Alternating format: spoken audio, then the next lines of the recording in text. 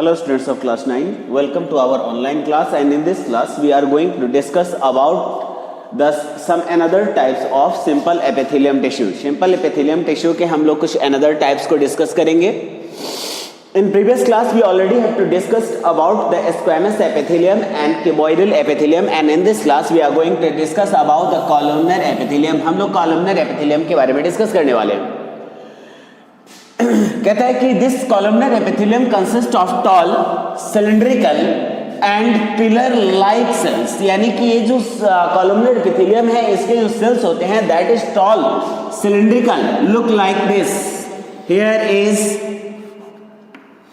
Toll cylindrical and pillar like cells, these are arranged like this. ठीक है. And the nucleus of this cell is present at the base. ठीक है. Nucleus इसका generally कहां होता है? It is present at the base of the cell, यानी cell के बेस में होता है. एंड इसके ठीक नीचे होता है इसका बेसमेंट मेम्ब्रेन. कौन होता है? बेसमेंट मेम्ब्रेन होता है. ठीक है स्टूडेंट्स. तो ये है कॉलमनर एपिथेलियम. ठीक है. ये जो जनरली होता है इसमें कुछ फिंगर लाइक प्रोजेक्शंस इसमें अवेलेबल होते हैं. Finger like projections look like this. Finger like projections इस पर अवेलेबल होते हैं जिसे हम लोग कहते हैं माइक्रोविली. क्लास 8 में आपने पढ़ा होगा कि विली क्या होता है. Villi is actually finger like projections present, है ना. Villi is actually finger like projections present in the walls of the small intestine for the process of absorption, यानी एब्जॉर्प्शन प्रोसेस के लिए इंटेस्टाइन में जो फिंगर लाइक प्रोजेक्शंस होते हैं उसे विली कहते हैं. क्योंकि यह फिंगर लाइक प्रोजेक्शन तो है बट यह जो है अनदर टाइप ऑफ प्रोजेक्शंस को कंसिस्ट, मतलब छोटे छोटे प्रोजेक्शंस होते हैं, उस तरह के फिंगर लाइक प्रोजेक्शन नहीं होते और इसलिए इसका नाम रखा गया है माइक्रोविली. ठीक है स्टूडेंट्स. अब कहता है कि इसके ऑक्यूरेंस, तो ये कॉलमनर एपिथेलियम होता है. इसके दो तरह के कॉलमनर एपिथेलियम हो जाते हैं. एक होता है जिसे हम लोग कहते हैं सिंपल कॉलमनर एपिथेलियम. ठीक है. Simple columnar epithelium tissue. This simple columnar epithelium is present in the stomach, intestine and gallbladder. Stomach,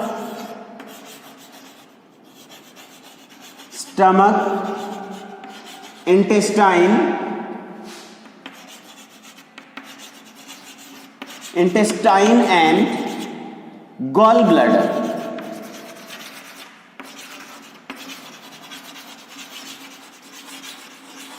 ठीक है. यह मतलब मोस्टली इन सभी जगहों पर यह पाए जाते हैं stomach, intestine and gallbladder में. यह है आपका सिंपल एपिथेलियम. और दूसरे नंबर में आता है आपका स्ट्रेटिफाइड एपिथेलियम.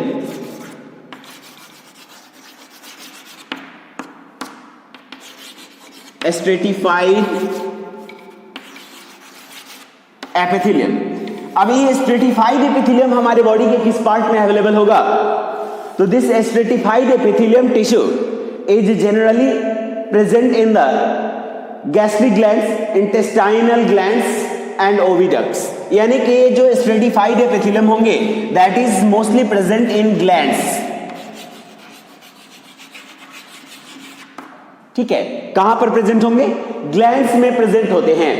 ठीक है स्टूडेंट्स. अब यहां पर कहता है कि ये जो मतलब अलग अलग प्रोसेसेस, मतलब अलग अलग जगहों पर होते हैं. ठीक है. तो यह क्या करते हैं? तो इसका जो काम होता है कि अगर ये स्टमक में है या इंटेस्टाइन में है या फिर आपको गॉल ब्लैडर्स में है, तो इसमें से जो है खास करके स्टमक और इंटेस्टाइन में इनका मेन काम होता है एब्जॉर्प्शन का. मेन काम क्या हो जाएगा? एब्जॉर्प्शन. यानी हमारे इंटेस्टाइन में या स्टमक में जो भी सब्सटेंसेस जाते हैं उसमें से वो उन सब्सटेंसेस को क्या करता है कि रिक्वायर्ड एंड एब्जॉर्ब करने लायक सब्सटेंसेस को वहां से वह एब्जॉर्ब कर लेता है through the projections that is called microvilli. इस प्रोजेक्शन के थ्रू जो इसके ऊपर होता है, इसी प्रोजेक्शन के थ्रू यह इसे एब्जॉर्ब कर लेता है. ठीक है. अब वहीं पर कहता है कि जो स्ट्रेटिफाइड एपिथेलियम है वह चूंकि ग्लैंड्स में होते हैं और ग्लैंड्स में एब्जॉर्प्शन नहीं होता. ग्लैंड्स में मेन फंक्शन होता है सेक्रीशन का.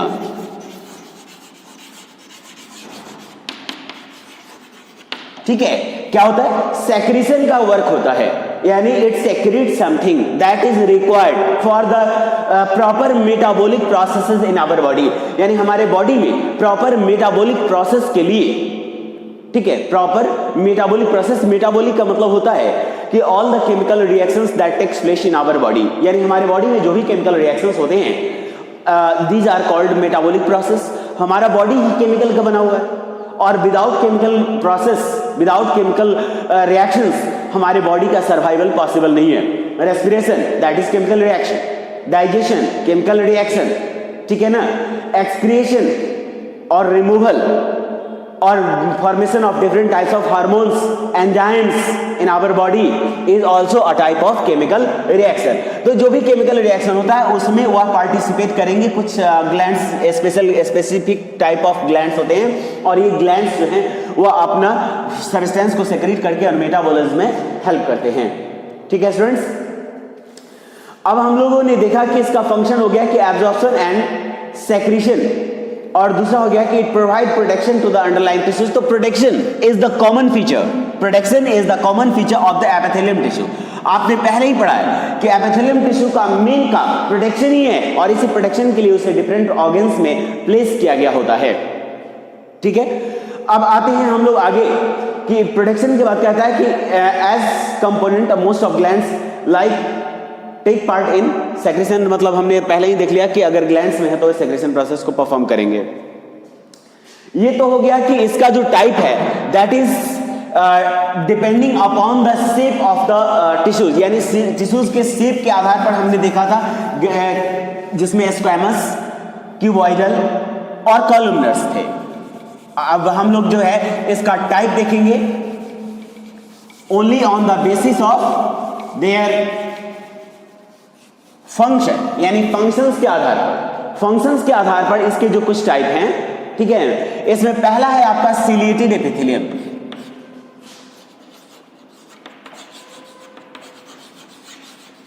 सिलिएटेड एपिथेलियम, ठीक है, सिलिएटेड एपिथेलियम है पहला। दूसरा है आपका ग्लैंडुलर एपिथेलियम, दूसरा है ग्लैंडुलर एपिथेलियम।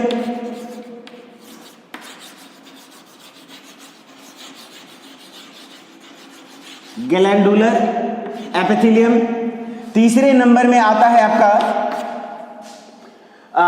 Germinal epithelium.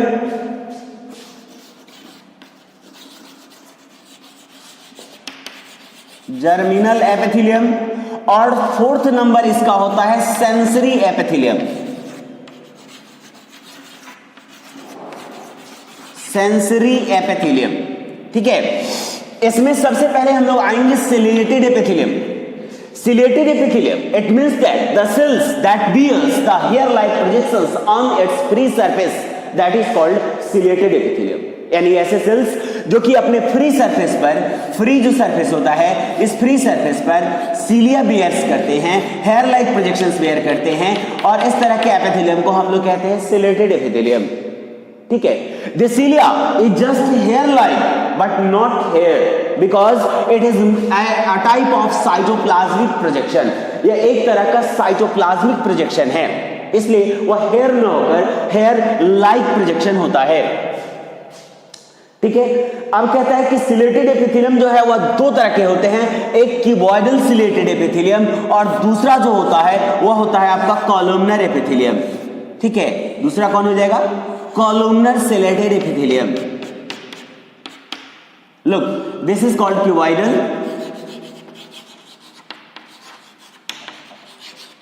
ठीक है, this is called cuboidal and this is called columnar, columnar epithelium। अब इसमें दोनों का फर्क क्या होता है और दोनों कहां कहां अवेलेबल होते हैं, यानी कि इसका ऑक्यूरेंस हम लोग डिस्कस करेंगे। ठीक है स्टूडेंट्स, इसमें कहता है कि जो कॉलमनर एपिथेलियम होता है, ठीक है ना, यह कॉलमनर एपिथेलियम पाया जाता है आपके पैसेज यानी नेसल पैसेज में। पहला होता है इसका कि नेसल पैसेज, नेसल पैसेज,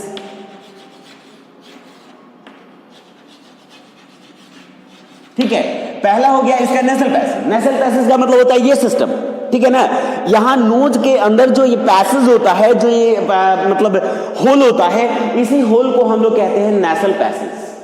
ठीक है, नेसल पैसेज में जो सिलिएटेड एपिथेलियम होता है वो करेगा क्या? तो हमारे नेसल पैसेज में जब डस्ट पार्टिकल्स आते हैं तो वह उस डस्ट पार्टिकल को रिमूव कर देता है, वह उसे अंदर जाने नहीं देता है और वह वहां से उसको फिल्ट्रेट कर लेता है। पहला हो गया नेसल पैसेज। दूसरा हो जाता है इसका terminal of bronchioles and ventricles of brain and oviducts. चलिए, तो इसमें हमने देखा कि इसमें नेसल पैसेज है और नेसल पैसेज के साथ साथ इसमें आपका आ जाता है ये ब्रोंकियल्स। ब्रोंकियल्स क्या होता है हम लोग इसके बारे में डिस्कस करेंगे। ब्रोंकियल्स एक्चुअली हमारे जो लंग्स होते हैं, इस लंग्स में जो विंड पाइप एंटर करता है तो वह दो पार्ट्स में डिवाइडेड हो जाता है to connect the two lungs, और वह जो विंड पाइप है फर्दर लंग्स में एंटर करने के बाद again thin and branch part में मतलब जो है वह सेपरेटेड हो जाता है। तो ये जो थीन एंड ब्रांच पार्ट है उसके जो टर्मिनल्स होते हैं, उस टर्मिनल एंड पर ये जो है आपका जो है सिलिएटेड एपिथेलियम प्रेजेंट होता है, ताकि यह अनवांटेड या अननेसेसरी या अनरिकॉग्नाइज्ड सब्सटेंस को वहां एंटर करने ना दे। ठीक है स्टूडेंट्स, तो इसमें हो गया आपका नेक्स्ट हो गया ventricles of brain and oviduct, यानी ब्रेन और ओविडक्ट के वेंट्रिकल्स में भी यह अवेलेबल होते हैं for the moment of substances that came in contact unidirectionally, यानी कि वह यूनिडायरेक्शनली, ठीक है ना, किसी सब्सटेंस को मूव करने के लिए यहां पर जो है वह रखे जाते हैं। And it also work some important done some important functions. खैर चलिए, नेक्स्ट है आपका कि इसमें क्यूबॉइडल के बाद आ जाता है आपका कॉलमनर एपिथेलियम। ठीक है, सॉरी कॉलमनर के बाद आता है क्यूबॉइडल एपिथेलियम। तो क्यूबॉइडल में आ जाता है कि यह ज्यादातर यूरिनरी ट्यूबल्स और of kidney and sperm duct, ठीक है, ये होते हैं urinary tubules of kidney. Kidney के यूरिनरी ट्यूबल्स होते हैं, यानी किडनी के अंदर होता है कुछ फिल्टरिंग यूनिट जिसे हम लोग कहते हैं नेफ्रॉन, और नेफ्रॉन में होता है यूरिनरी ट्यूबल्स, और ये यूरिनरी ट्यूबल्स यूरिन को वहां से पास आउट करते हैं without keeping it in the contact with the walls of the tubule, यानी ट्यूबल के वॉल्स के कॉन्टैक्ट में आए बिना उसे बाहर पास कर देते हैं। ये खासियत होती है इन सेल्स की, और ये पाए जाते हैं किडनी ट्यूबल्स में। और दूसरा होता है स्पर्म डक्ट। स्पर्म डक्ट को हम लोग क्लासेस में आपने पढ़ा होगा वास डिफरेंस, ठीक है, क्या पढ़ा है, वास डिफरेंस, इसे हम लोग स्पर्म डक्ट कहते हैं, यानी एक ट्यूबुलर स्ट्रक्चर जो टेस्टिस से स्पर्म को कैरी करके और आगे फर्दर नेक्स्ट पार्ट में उसे ट्रांसफर करता है, इसे ही हम लोग कहते हैं स्पर्म डक्ट। तो ये दो जगहों पर हुआ, वह भी स्पर्म को क्या करता है कि वॉल्स के कांटेक्ट में आए बिना आगे फर्दर ट्रांसफर करता है, और साथ में वह उसे नॉरिशमेंट भी प्रोवाइड करता है for their further travel and for their further growth and development, यानी आगे उसको बढ़ने के लिए वह एक नॉरिशमेंट भी प्रोवाइड करता है। तो इस तरह से आपने देखा कि ये जो एपिथेलियम टिश्यू है वह कितने तरह के हो गए। अब आते हैं ग्लैंडुलर एपिथेलियम, ठीक है, यह ग्लैंडुलर एपिथेलियम जो है वह डिफरेंट ग्लैंड्स में पाया जाता है, ठीक है। अब ग्लैंड्स बहुत सारे हैं हमारे बॉडी में, जिसमें दो तरह के ग्लैंड्स होते हैं, ठीक है। ग्लैंड्स में एंडोक्राइन ग्लैंड होता है, एंडोक्राइन ग्लैंड, और दूसरा होता है एक्सोक्राइन ग्लैंड। दो तरह के ग्लैंड्स हो गए, एक एंडोक्राइन और दूसरा एक्सोक्राइन ग्लैंड। एंडोक्राइन ग्लैंड्स ऐसे होते हैं जो हार्मोन्स, आपने एक में पढ़ा होगा reaching at the age of adolescence, यानी एडोलेसेंस एज वाला जो चैप्टर है उसमें आपने एक चीज वेल क्लियर पढ़ा होगा एंडोक्राइन ग्लैंड्स के बारे में, जो एक खास तरह के केमिकल्स जिसे हम लोग हार्मोन्स कहते हैं, वह उन हार्मोन्स को सेक्रेट करता है जो हमारे बॉडी के कंट्रोल एंड कोऑर्डिनेशन प्रोसेस को इनिशिएट करते हैं, कंट्रोल एंड कोऑर्डिनेशन प्रोसेस को मतलब जो है कमांड करते हैं, गाइड करते हैं, उसको हम लोग कहते हैं एंडोक्राइन सिस्टम। अब एंडोक्राइन ग्लैंड्स जो है उसके अलावा यह एक्सोक्राइन ग्लैंड्स में भी होता है। अब एक्सोक्राइन ग्लैंड्स क्या है, कहता है कि हमारे बॉडी में वैसे ग्लैंड्स भी हैं जो ब्लड स्ट्रीम में अपने सेक्रेशंस को न डालकर या आउट ऑफ ब्लड स्ट्रीम अपने सेक्रेशंस को डालकर, इसमें ज्यादातर एंजाइम्स को सेक्रेट करते हैं, और कुछ ग्लैंड्स हमारे बॉडी से वेस्ट को रिमूव भी करते हैं, जिसमें स्वेट ग्लैंड आता है, ठीक है स्टूडेंट्स। तो ये ग्लैंड्स कंसिस्ट करते हैं ग्लैंडुलर एपिथेलियम को, ठीक है। कौन सा एपिथेलियम? ग्लैंडुलर एपिथेलियम को कंसिस्ट करते हैं। और इन ग्लैंडुलर एपिथेलियम का वर्क ही होता है सेक्रेशन का, तो ये एंजाइम सेक्रेट करेंगे या फिर किसी सब्सटेंस को हमारे बॉडी से रिमूव करने का काम होता है ग्लैंडुलर एपिथेलियम का। अगला है आपका germinal epithelium. This germinal epithelium is a special type of epithelium that is present at only one part of our body. यह केवल हमारे बॉडी के एक ही पार्ट में पाया जाता है and that is called gonads.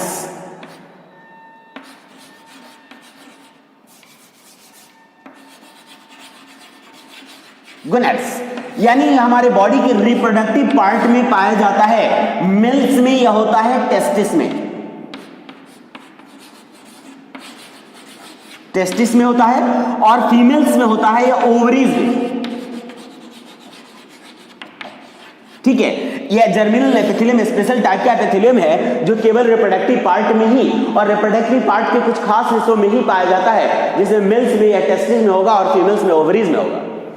Mails इसका काम होता है only the formation of gametes, यानी इसका काम क्या होगा? फॉर्मेशन ऑफ गेमेट्स, यानी गेमेट्स को यह फॉर्म करता है, ठीक है। मेल्स में होगा तो मेल गेमेट यानी स्पर्म को फॉर्म करेगा, मेल में अगर होगा तो मेल गेमेट स्पर्म को फॉर्म करेगा, और अगर फीमेल में होगा तो फीमेल के अगर ओवरीज में है यह जर्मिनल एपिथेलियम तो यह फीमेल में फीमेल गेमेट यानी ओवा या ओवम को प्रोड्यूस करते हैं, ओवा या ओवम को प्रोड्यूस करते हैं, ठीक है स्टूडेंट्स। तो इस तरह से हमने देखा कि जर्मिनल एपिथेलियम क्या होता है। अब आते हैं सेंसरी एपिथेलियम। नेम से ही एकदम से एक्सप्रेस्ड हो जाता है कि it is responsible to receive sensation from the environment. It means that it also help to control and coordination process in our body, यानी हमारे बॉडी के कंट्रोल एंड कोऑर्डिनेशन प्रोसेस में हेल्प करने वाला यह एक इंपॉर्टेंट एपिथेलियम है जिसे हम लोग सेंसरी एपिथेलियम कहते हैं। This sensory epithelium is generally present in our sense organs. Sensory epithelium कहां प्रेजेंट होता है? हमारे सेंस ऑर्गन्स में प्रेजेंट होता है, जो हमारे आसपास की स्टिम्युली को हमें मतलब आइडेंटिफाई करने में, रिकॉग्नाइज करने में, स्टिम्युलस को जज करने में हमारी हेल्प करता है, जिसमें आपके पास ऑलरेडी नोन है आपको कि ये आपके पास 5 सेंस ऑर्गन्स हैं और इसमें जो एपिथेलियम होगा that is counted as sensory epithelium, ठीक है स्टूडेंट्स। तो इस तरह से हमने एपिथेलियम टिश्यू के डिफरेंट पार्ट्स को, सेंसरी एपिथेलियम जो है उसके अलावा हमने सारे जो फंक्शंस, जितने भी बेसिस पर फंक्शन जो एपिथेलियल टिश्यू बांटे जाते हैं उन सभी टाइप्स को हमने डिस्कस कर लिया।